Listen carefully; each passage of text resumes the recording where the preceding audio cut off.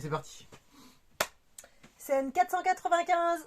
Salut tout le monde. Salut tout le monde. On me dit ça, c'est parce que ça fait 300 fois qu'on l'a refait, là, on n'en peut plus, quoi. Salut. On a décidé de vous faire une petite vidéo, et là, cette fois-ci, c'est la bonne, pour vous expliquer un petit peu, surtout à ceux qui ne connaissent pas du tout nos jeux et l'univers, pour clarifier un petit peu la chose, parce qu'on a eu quelques retours, et puis ben, on trouvait ça sympa de le faire aussi, sur le fait que la masse de documents, de choses qui sont mises sur le site internet, le jeu, comment il se déroule, le lieu où ça se déroule et tout ça, enfin bref, ça peut paraître un peu énorme vis-à-vis des nouveaux joueurs. Donc du coup, on voulait clarifier pour simplifier un petit peu le truc et montrer que en fait, c'est pas si énorme que ça. Donc, on va commencer par le site internet. C'est ça, là où vous pouvez trouver justement la masse de documents et la masse d'infos qui sont très utiles, qui ne sont pas tous obligatoires en termes de lecture, mais vous pouvez y aller pour piocher vos choses d'un côté et de l'autre, et puis aussi nous demander si vous voulez vous créer vos choses de votre côté. Donc on retrouve 6 chapitres dans le site internet. Il y a d'abord la lettre d'intention, où là c'est plus notre vision à nous au niveau du jeu, du terrain, du nombre de PNJ, du nombre de joueurs, les rôles. En fait ça décrit un petit peu ce que nous on a envie de voir au niveau de notre jeu. On a aussi l'univers, là on va rentrer un petit peu plus dans le détail des peuples, de la cosmogonie, des religions, on va vraiment aller dans le détail et là ça va vous permettre de vous aider aussi au niveau de votre fiche de personnage. Donc j'enchaîne après sur le troisième, la fiche de personnage. Là vous allez avoir donc notre fiche de créa de personnage avec toute l'explication. N'hésitez pas à nous demander si vous avez des petits soucis pour remplir la fiche. Et puis on va aussi commencer à trouver les mécaniques des rôles, en fait, des savoir-faire des personnages. Ça peut vous aider à choisir aussi ce que vous voulez. Vous allez aussi avoir le quatrième, les règles. Donc là, très important, et il ne faut pas passer à côté de ça, parce qu'en termes de sécurité, et pour vous et pour les autres, on veut vraiment que les joueurs la lisent. Et surtout, nous, on va essayer de vous faire une petite règle synthétisée pour que ce soit un petit peu plus sympa pour vous. Vous avez bien sûr le dictionnaire, des mots qu'on a créés, des choses qu'on veut vous définir. Et puis, bien sûr, le plus important, la billetterie. Ça vous permet d'aller acheter votre place et puis d'avoir d'autres informations aussi de lister dedans. Donc là, ce sont les 6 rubriques que vous pouvez trouver dans le site internet. La plus importante, les plus importantes, c'est les règles et les personnages pour pouvoir voilà, vous créer votre personnage et puis les règles du jeu pour la sécurité. Et en fait, le reste, c'est, je vais pas dire secondaire, mais c'est pas une obligation. Déjà, donc il y a cette masse de documents qui peut être mis de côté dans un premier temps. Mais si vous voulez éviter de passer à côté de jeux, c'est toujours sympa de prendre en compte la fiche de personnage et surtout les règles, comme disait Isa, quoi. Ensuite, du coup, on a la fiche de perso et l'explication, ça on l'a vu et c'est dit dans une autre vidéo comment on fait. Là, la fiche de perso, ce que vous n'êtes pas obligé de faire, c'est de l'imprimer et écrire dessus. Avec le PDF, vous avez la possibilité d'écrire directement sur le fichier. Je vous mettrai un petit visuel sur la vidéo pour que vous voyez en fait que informatiquement vous pouvez le remplir et ça vous évite de l'imprimer, d'écrire manuellement et ensuite de le rescanner pour nous l'envoyer. Comme ça vous l'enregistrez directement tout fait, c'est plus simple pour vous et pour nous. Et plus lisible aussi. Et plus lisible, effectivement. Donc là, vous avez un premier bloc, c'est le site internet avec les choses pour vous renseigner, donc et pour votre personnage et pour l'univers si vous voulez écrire votre BG et votre personnage qui vont vous aller vers des savoir-faire en fait. Donc là, vous avez la fiche de personnage, le lien vers la billetterie pour prendre votre billet, l'univers, donc vous prenez votre billet en fonction de ce que vous voulez, vous choisissez dans ce qu'on vous propose de l'univers. Donc vous voulez incarner. C'est ça. Donc là, cette année, ce sont des clans ou des voyageurs, pour résumer grossièrement. Et puis après, ça passe sur des savoir-faire. Les savoir-faire, ils sont expliqués aussi suite à ça. Ce n'est pas une obligation non plus les savoir-faire. Vous pouvez très bien incarner un personnage tout simple et vivre votre vie dans le jeu. Ça n'impactera pas. Les savoir-faire, ça donne des petits bonus en plus là-dessus.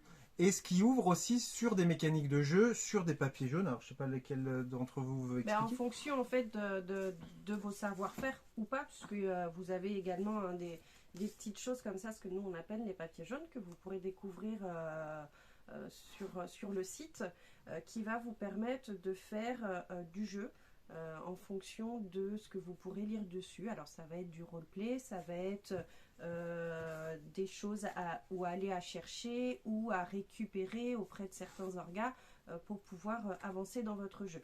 Donc ce sont des petits papiers qui sont cachés pour la partie à faire, l'action à faire. Il vous suffira juste de la déplier et de suivre les indications qui sont sur votre papier. Donc ce qui nous permet, vous, de proposer un jeu tout en ayant quelque chose d'assez simple en utilisation, et pour vous et pour nous. Et ça vous permettra du coup de faire certaines actions et de faire certaines actions en fonction de votre savoir-faire. Donc d'où les spécialités des savoir-faire. Il y a certains... tu voulais dire quelque chose, non? Oui, après, vas-y. Il y a certains savoir-faire aussi, vous verrez, vous serez obligé d'attendre un certain temps avant d'ouvrir la suite. Il y a pas des savoir-faire, des papiers jaunes, et qui a plusieurs temps. Et puis aussi, il y en a qui se déplient en plusieurs temps. Plusieurs temps aussi, quoi. C'est indiqué à chaque fois ce qu'il faut faire. Oui, donc là, dans les papiers jaunes, on a deux catégories. Les papiers jaunes des savoir-faire. Donc ce sont en fonction des savoir-faire qui sont en jeu. Donc ils vont influencer au niveau des savoir-faire, tout simplement. Donc il y aura le nom de noté en haut. Donc si c'est pas un savoir-faire que vous maîtrisez ou si vous ne connaissez pas, par exemple, je vais dire un truc au hasard, c'est marqué bouilleur de cru. Ça concerne que le bouilleur de cru. Ça peut très bien être marqué aussi enfant, ça peut très bien être marqué guerrier en haut. Donc si vous voyez ça en tête, ça ne vous concerne pas. Si vous n'avez pas ce savoir-faire-là. Exactement, parce que ce sont, il faut bien l'entendre, des documents hors jeu, que votre personnage n'a pas conscience, mais vous en avez conscience.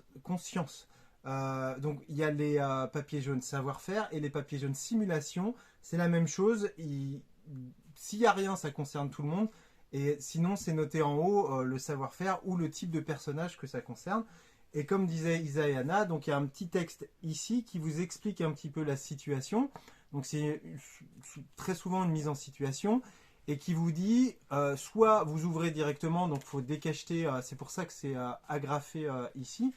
Soit vous les divisez directement. Soit vous l'ouvrez que dans 1 heure, par exemple. Celui-ci, c'est noté, c'est ça, ouais. C'est noté. Hein, il faudra l'ouvrir d'ici 1 heure.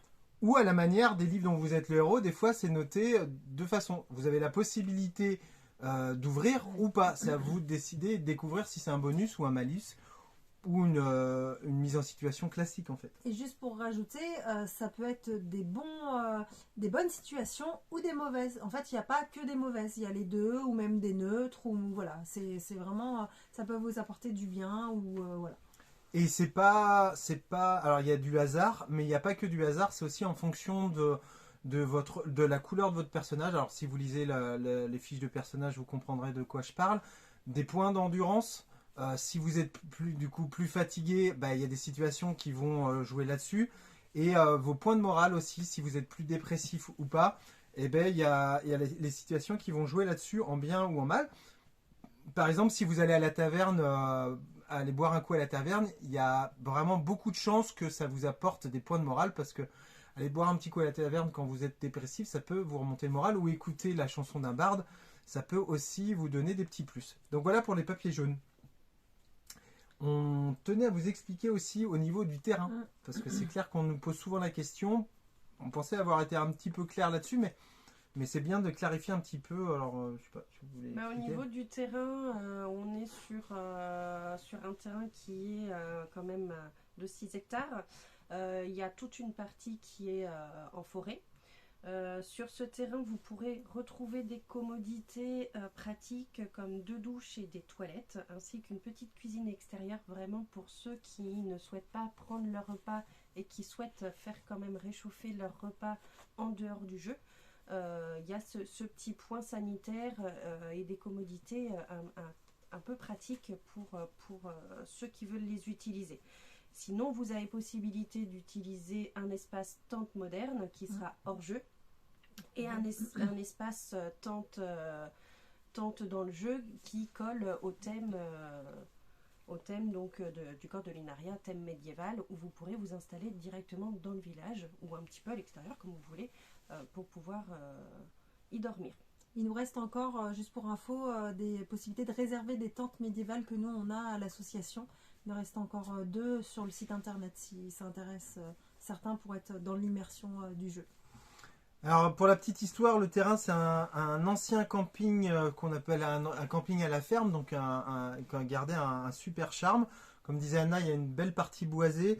Donc beaucoup de joueurs ont été super contents du site parce qu'il y a plusieurs endroits en fait, c'est pas simplement qu'une seule forêt.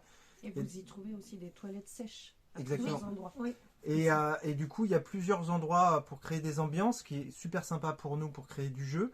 Comme disait Anna, il y a les toilettes sèches parce que eux, les propriétaires sont assez écolo dans l'idée et de l'approche de leur terrain. Il y a un ancien bloc sanitaire du camping, mais qui est en super bon état, donc il y a les douches et tout ça. Et du coup, le terrain, il est vallonné et il descend vers un ruisseau avec une partie. C'est un petit peu le bémol du truc, mais ça reste quand même super sympa.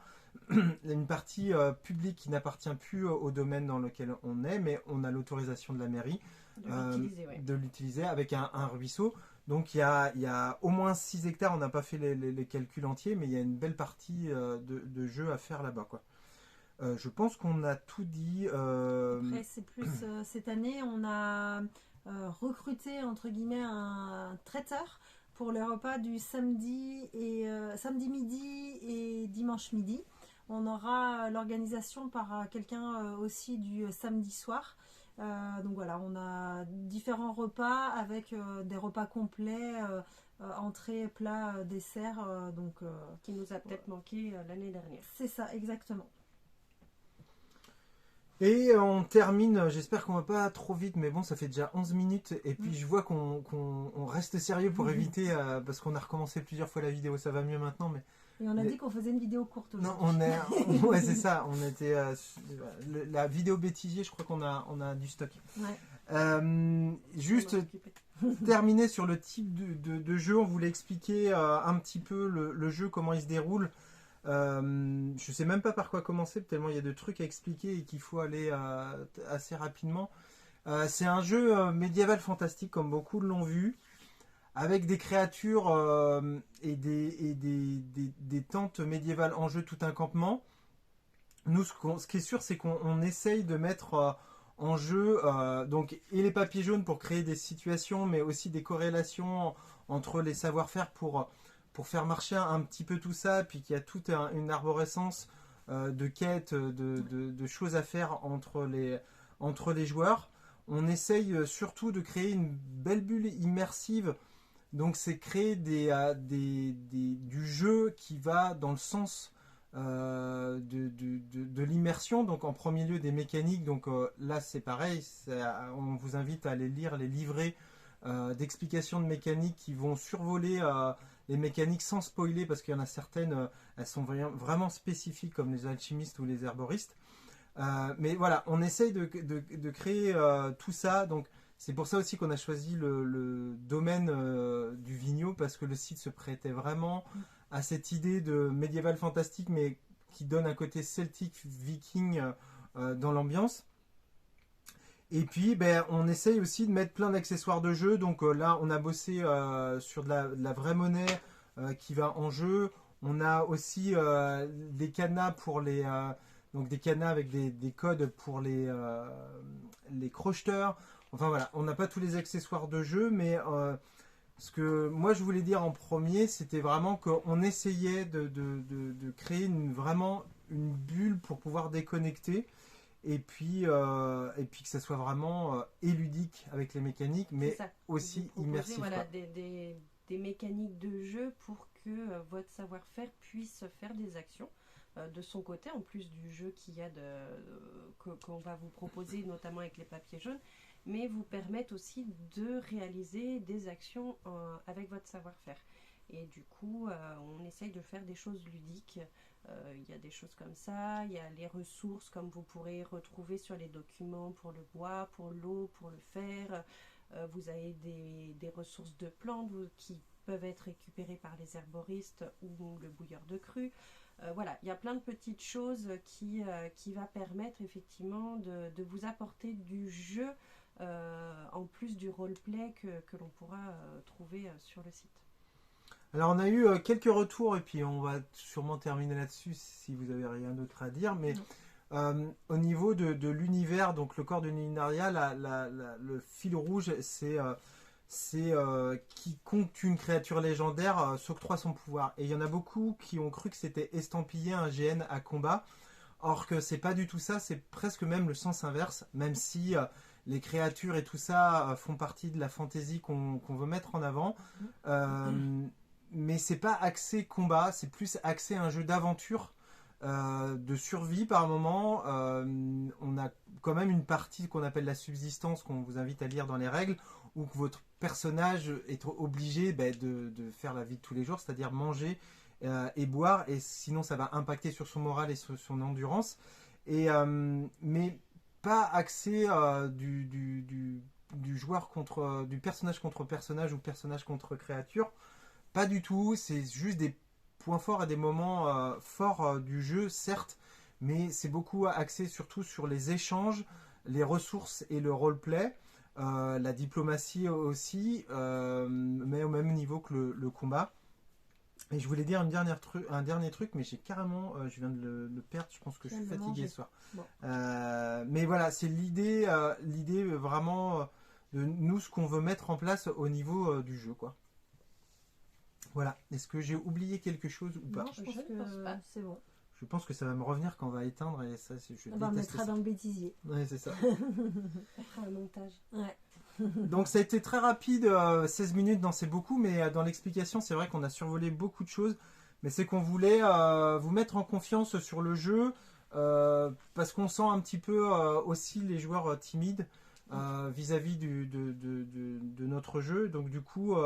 c'était sympa de clarifier un petit peu et de montrer les volontés qu'on avait dans le jeu. Alors ça plaît ou ça plaît pas, mais voilà un petit peu l'idée. Et puis la documentation, ce qui est mis en place, sachez que c'est pour créer un jeu assez fluide, ludique, marrant, immersif et tout ça. Et c'est pas pour imposer une grosse masse de documents comme on peut le ressentir au premier coup d'œil. Voilà. Est-ce que j'éteins? Oui. Bonne soirée à tous. Bonne soirée. Je croyais que tu allais dire un truc. Allez, à plus. Salut. Bye.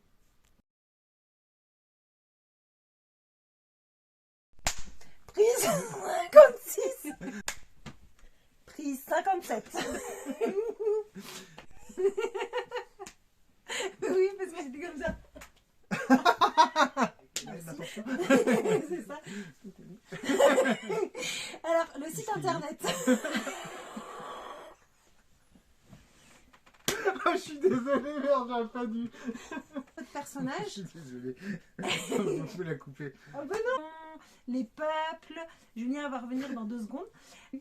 C'est plus au niveau de la... Non, mais c'est que je regarde.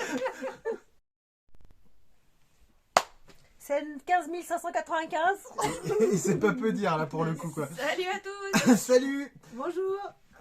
Moi je fais comme tu le Oh non, c'est pas vrai.